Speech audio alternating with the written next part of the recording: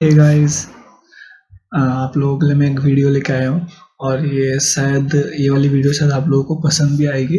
साथ में इसमें आपका मतलब बेसिक मैं बता देता हूँ, जैसे कि बहुत लोगों के विंडोज़ उड़ जाते हैं, तो कुछ लोग ऐसे हैं कि जो फिर नया करके विंडोज़ में डालते हैं या फिर शॉप वगैरह में जाते हैं और उनसे विंडो डलवाते हैं और आपका उसमें 500 रुपीज़ या जो भी वो चार्ज वगैरह वो लेते हैं। तो इसमें मैं ये बताऊंगा कि जैसे आपके सिस्टम में ऑलरेडी विंडो है तो उसको आप बैकअप रख सकते हैं और आपका विंडो अगर कभी भी करप्ट कर जाए तो सिर्फ आप एक पेन ड्राइव के थ्रू आप उस विंडो को रिकवर कर सकते हैं और आपका विंडो एकदम न्यू हो जाएगा।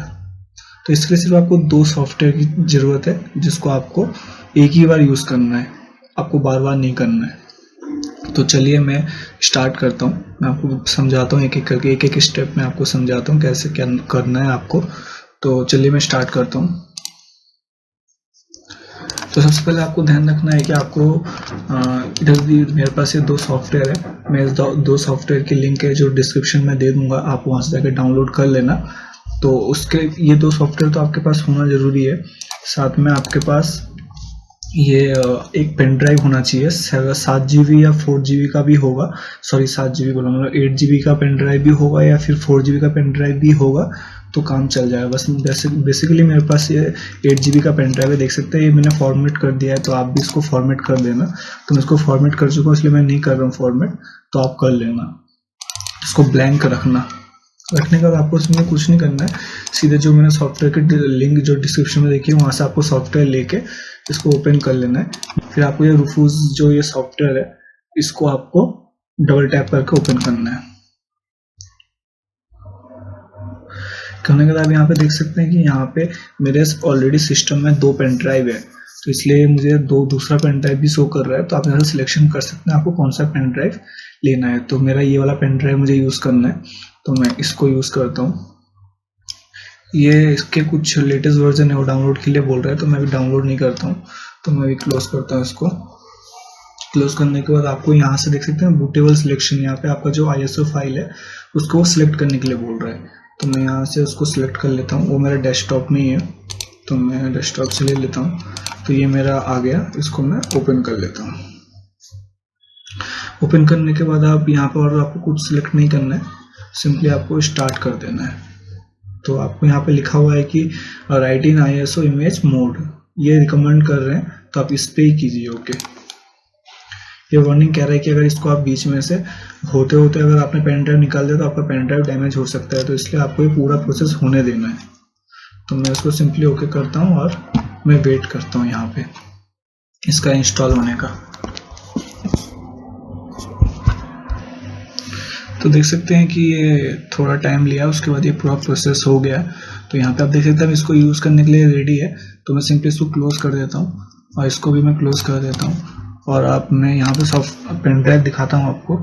तो देखिए पेन ड्राइव में ये कुछ फाइल्स मतलब रिस्टोर हो गई हैं। तो आपको अब कुछ नहीं करना है, आपको अपने सिस्टम का बैकअप लेना है। तो बैकअप लेने के लिए आपको बूट करना पड़ेगा सिस्टम को। कैसे, चलो मैं बता देता हूँ। देखो हर सिस्टम के बूट के तरीके अलग अलग होते हैं। तो मेरे सिस्टम का जो है, तो अगर आप अपने सिस्टम का जानते हैं तो आप अच्छी बात है, अगर आप नहीं जानते तो आप नेट पे सर्च कीजिए कि आपका सिस्टम का बूट ऑप्शन कहाँ से मिलेगा। वैसे भी आपको स्क्रीन जब स्टार्ट करते हैं आपको तो वैसे भी वहाँ पे दिख जाएगा बूट का ऑप्शन। तो वैसे मैं करके दिखाता हूँ, आप देख लेना, वैसा ही अगर आपका भी होता वैसे ही कर लेना। बाकी बूट के बाद का जो प्रोसेस है वो सबों का सेम ही रहेगा, तो मैं जैसे करता हूँ वैसे भी आप कर लेना, ठीक है। सिंपली कुछ नहीं करना, आपको सीधे अपने कंप्यूटर को रिस्टार्ट करना है। जैसे ही आप रिस्टार्ट करने के बाद क्या होगा कि आपको बूट का ऑप्शन आएगा। जब आप रिस्टार्ट करेंगे या फिर अपना सिस्टम ऑन करेंगे तो आपका बूट का ऑप्शन आएगा। तो आपको उस बूट से उस पेन ड्राइव को बूट करना है।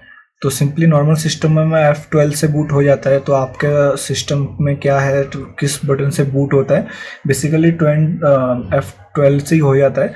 तो आप अपने सिस्टम में चेक कर लीजिएगा कि किससे बूट होता है। तो सिंपली मेरे से यहाँ पे F12 प्रेस करने के लिए बोलेगा मेरे बूट के ऑप्शन के लिए, तो मैं यहाँ पे F12 दबा देता हूँ। तो देखने के बाद आप यहाँ पे देख सकते हैं कि ये बायोस का एक सिलेक्ट बूट डिवाइस का ये ऑप्शन आ गया है। तो इसमें बहुत सारे बूटेबल के ऑप्शन आ रहे हैं, क्योंकि मेरे सिस्टम में बहुत सारी चीज़ें ऐड हैं, इस वजह से मुझे ये शो कर रहा है कि आपको किस चीज़ से बूट करना है अपने सिस्टम को।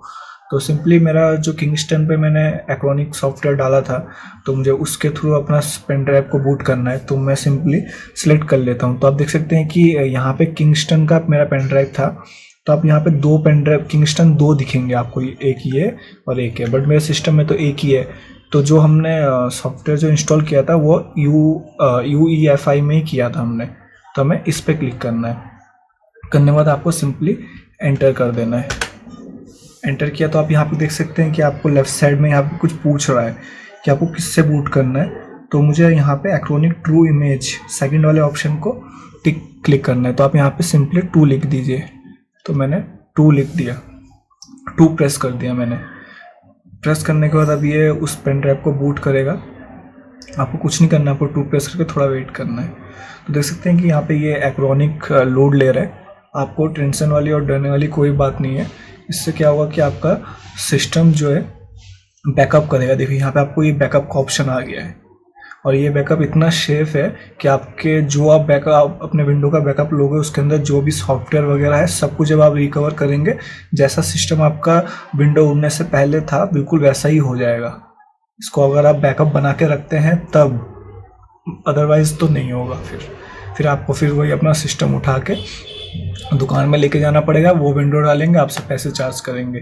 जितनी बार उड़ेगा आपको उतनी बार जाना पड़ेगा। आप सिंपली आपको एक बार ये खाली प्रोसेस करना है, उसके बाद आपको लाइफ टाइम उसी चीज़ को यूज़ करते रहना है।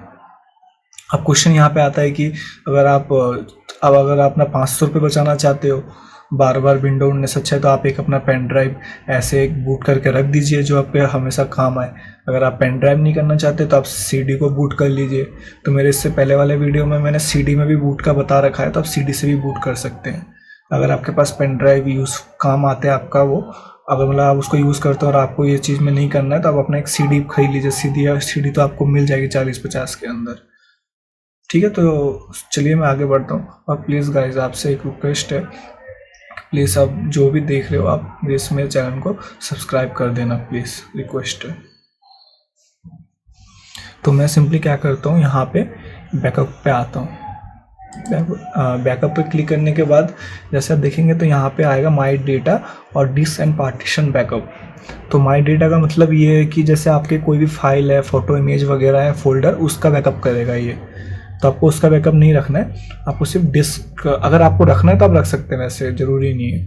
अब मैं यहाँ पे सिंपली C ड्राइव का बैकअप लूँगा, मेरा जिसमें मेरा विंडो है। तो डिस्क पार्टीशन पे क्लिक करने के बाद आप देख सकते हैं ऑलरेडी ये टिक होके आता है ऑलरेडी C पे। तो ये आपको C पे ही रखना है।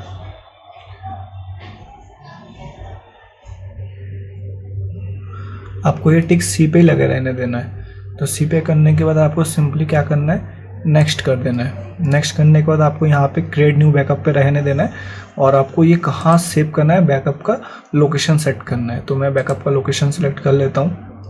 आप देख सकते हैं कि ये मेरे कुछ हार्ड डिस्क हैं, मतलब मेरे ड्राइवर है जो खाली है, उसके अंदर आप सेव कर दीजिए।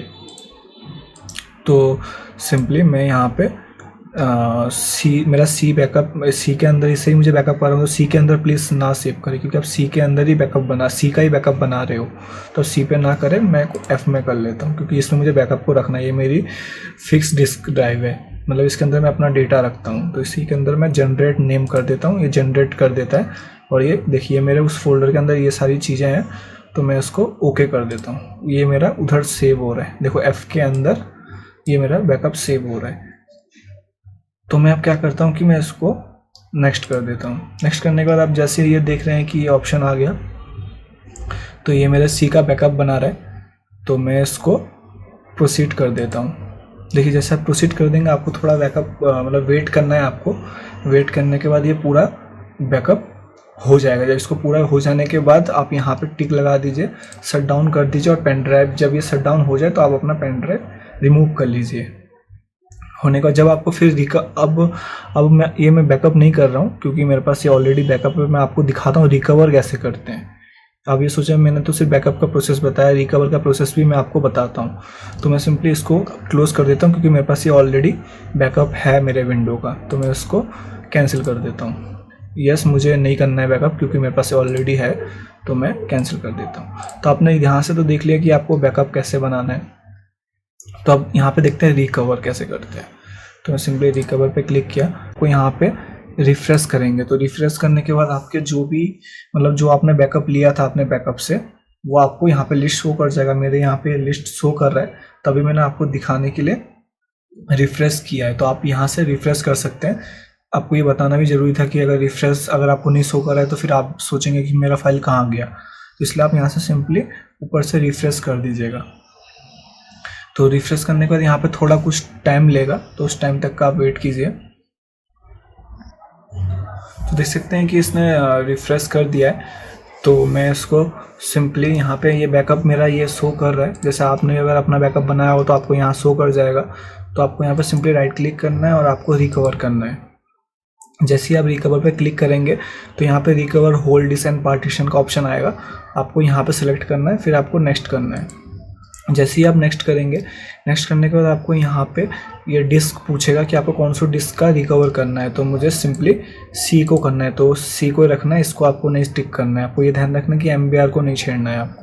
आपको NTFS के सी ड्राइव को ही टच करना है। तो आपको सिंपली आगे नेक्स्ट कर देना है।